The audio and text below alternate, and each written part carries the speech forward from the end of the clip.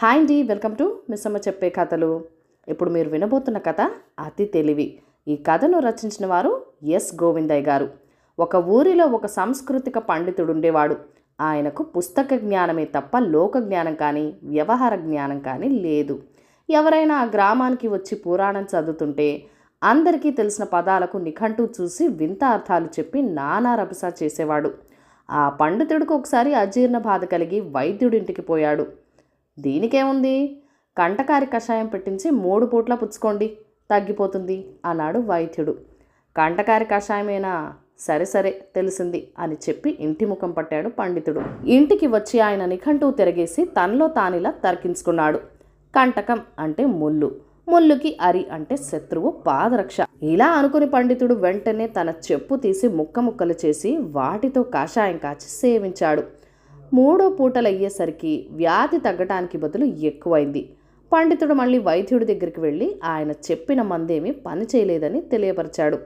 పండితుడు చెప్పిన మాటలు బాగా నిదానించి వైద్యుడిలా అన్నాడు, అయ్యో పాపం, నయం కాలేదా? ఈ మాట ఒక పని చేయండి, లంఘనం పరమౌషధం అని శాస్త్రం, దాన్ని మించింది లేదు.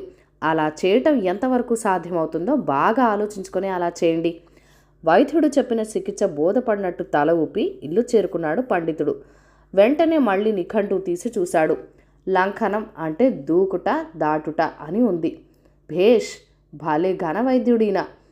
ఆనాడు ఆంజనేయులు చేసిన మహత్కార్యాన్ని నాకు చికిత్సగా చెప్పాడు అని సంతోషించాడు పండితుడు. ఆ పండితుడుంటున్న ఇంటికి సమీపంలోనే ఒక కాలువ ఉన్నది. పండితుడు ధోవతి బిగించి కట్టి మనసులో ఆంజనేయుని ఒకసారి ధ్యానించి కాలువ గట్టు అటు నుంచి ఇటు, ఇటు నుంచి అటు దూకసాగాడు. అసలే అజీర్తి రోగం, అందులో ఆహారం నిషేధించాడు వైద్యుడు. ఈ పరిస్థితిలో కాలువ దూకటం వ్యాయామం వల్ల కొద్దిసేపటికే శోష వచ్చి పడిపోయాడు పండితుడు. ఒంటి నిండా గాయాలు తగిలాయి. అక్కడి జనం వెంటనే ఆ పండితుడిని వైద్యుడి వద్దకు తీసుకుపోయారు. వైద్యుడు గాయాలకు కట్టుకట్టి నీరసం తగ్గడానికి మందిచ్చేసరికి కొంతసేపు అయ్యాక పండితుడికి తెలివి వచ్చింది. వైద్యుడు పండితుడిని లంఘనం చేసి ఉండి కూడా అలా కాలువగట్టు ఎందుకు దూకావని అడిగాడు. పండితుడు తనకి నిఘంటువులో లంఘనం అన్న మాటకు కనిపించిన అర్థం చెప్పి, మీరు చేయమన్నట్టే చేశాను అన్నాడు. వైద్యుడికి కలిగిన ఆశ్చర్యం అంతా ఇంత కాదు. మరి కాస్త ప్రశ్నించిన మీదట పండితుడు ఆయనకు కంటకారి కషాయం ఎలా తయారు చేసి సేవించినది కూడా చెప్పాడు. అప్పుడు వైద్యుడు, అయ్యా పండితవర్య, నేను చెప్పే మూలికల గురించి దుకాణంలో అడగండి కానీ నిఘంటువు చూడకండి, చూస్తే ఇటువంటి ప్రమాదాలే తటస్థిస్తాయి అని మందలించాడు. సాధు సాంగత్యం. ఈ కథను రచించిన వారు జంధ్యాల లలిత గారు. వల్లభుడు చురుకైన వాడే కానీ వాడికి నా అన్నవాళ్ళు ఎవరూ లేరు. బ్రతికే ఆధారం కూడా ఏమీ లేదు.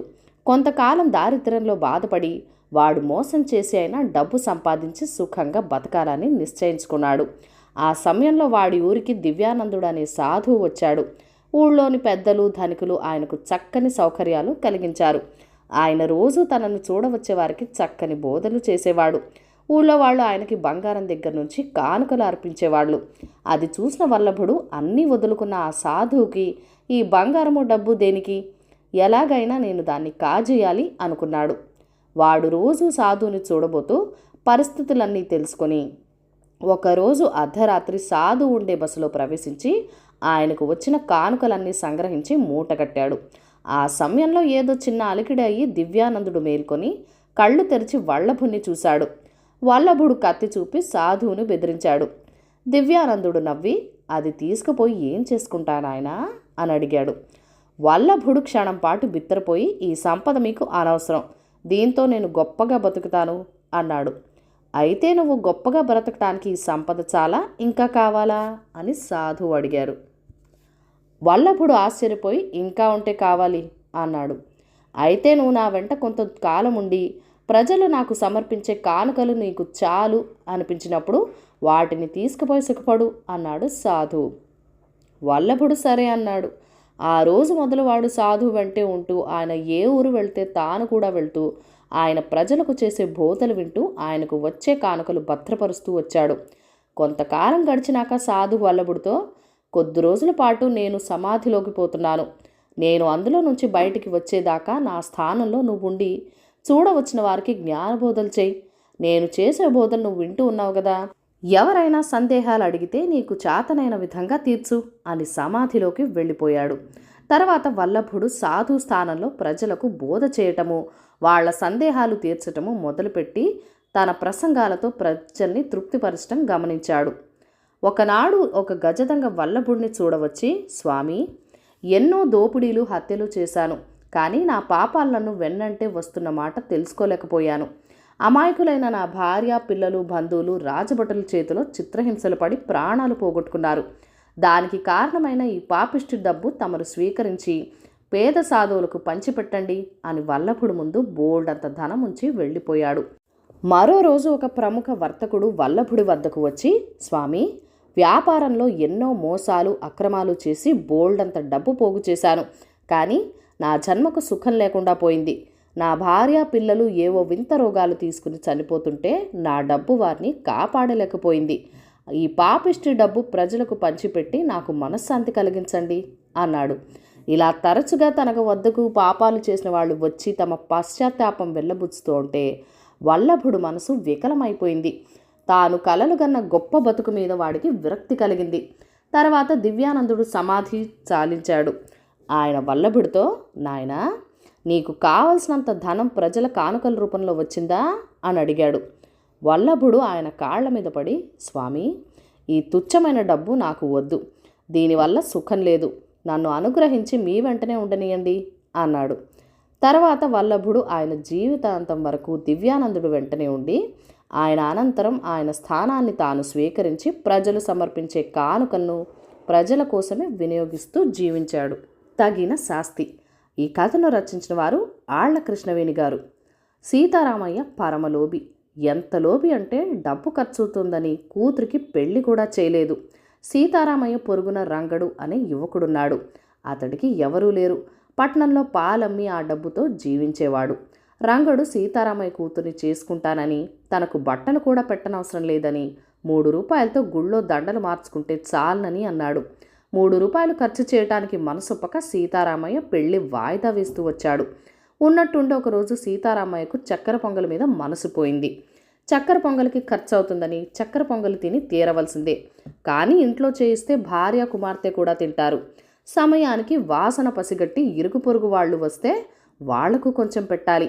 ఈ చిక్కులన్నీ ఆలోచించి సీతారామయ్య చక్కెర పొంగలికి కావలసిన సరంజామా అంతా రహస్యంగా ఒక బుట్టలో సర్ది, ఇంకా తొలికోడి కుయ్యకముందే భార్యను లేపి, ఏమే, నేను పని మీద పోతున్నాను, సాయంకాలానికి కానీ రాను అన్నాడు. ఈ రోజున భర్త పీడ వదిలినందుకు సీతారామయ్య భార్య సంతోషించి రాత్రి మిగిలిన గంజి ఇంత తన భర్తకు ఇచ్చింది. ఇంకా తూర్పు తెల్లవారలేదు. సీతారామయ్య అడవికి పోయి 3 రాళ్లు తెచ్చి పొయ్యి చేసి ఎండు చితకలు పోగు చేసి బియ్యము, పెసరపప్పు, పాలు, నెయ్యి అన్నీ బుట్టలోంచి తీసి కుండను పొయ్యి మీద పెట్టి చక్కెర పొంగలి చేయనారంభించాడు. దాన్ని సాయంకాలం దాకా కొంచెం కొంచెం తిని ఇంటికి తిరిగిపోవాలని అతని ఆలోచన. కొద్దిసేపట్లోనే కమ్మని నేతి వాసన అడవి అంతటా వ్యాపించింది. చక్కెర పొంగలి తయారైంది. దాన్ని పొయ్యి మీద నుంచి దించి చల్లారబెట్టుకుందామనుకుంటూ ఉండగా అతని వెనక నుంచి 2 చేతులు వచ్చి కుండను తీసుకున్నాయి. సీతారామయ్య గాబరాగా తలెత్తి చూసేసరికి 4 యమకింకర్ లాంటి మనుషులు కనబడ్డారు. వాళ్ళు పేరు మోసిన గజ దొంగలు. అతన్ని పట్టించుకోకుండా దొంగలు 4 టేకాకులు కోసి కడిగి తెచ్చుకొని చక్కెర పొంగలి అందులో వేసుకుని కబుర్లు చెప్పుకుంటూ తిని కుండలో ఒక్క పిసరైనా మిగిల్చకుండా అంతా ఊడ్చేసి దాన్ని దూరంగా గిరవాటు వేసి సీతారామయ్యకు వెళ్ళి వస్తామని అయినా చెప్పకుండా మీసాలు తుడుచుకుంటూ వెళ్ళిపోయారు. సీతారామయ్య కాళ్ళు ఈడ్చుకుంటూ మిట్ట మధ్యానికి ఇల్లు చేరేసరికి కొంప బావురుమంటున్నది. తలుపులు తెరిచి ఉన్నాయి. ఇంట్లో భార్య, కూతురు ఇద్దరూ లేరు. భోషానం దగ్గరికి పరిగెత్తి చూస్తే భోషానం కూడా ఖాళీగా ఉన్నది. అతని డబ్బంతా ఆ భోషానంలోనే ఉండేది. గుండెలు బాదుకుంటూ సీతారామయ్య రోడ్డెక్కాడు. ఆ ఉదయమే తన భార్య తన కూతురు రంగడికిచ్చి గుళ్ళో పెళ్లి చేసిందని, అందరూ కలిసి దూరంగా ఉన్న భార్య పుట్టింటికి కొన్నాళ్ళ నుండి వచ్చేందుకు వెళ్లారని తెలిసింది. చేసేది లేక సీతారామయ్య కూడా అక్కడికే బయలుదేరాడు. కథ కంచికి మనం ఇంటికి. ఈ కథలను లైక్ చేయండి, షేర్ చేయండి. మన ఛానల్ని ఫస్ట్ టైం చూస్తున్నట్లయితే కనుక ప్లీజ్ సబ్స్క్రైబ్ చేసుకొని మీ సపోర్ట్ ఇవ్వండి. మీ అమూల్యమైన ఫీడ్బ్యాక్ అండ్ సజెషన్స్ నాతో కామెంట్ సెక్షన్లో కూడా షేర్ చేసేయండి. Thank you for watching. Bye bye.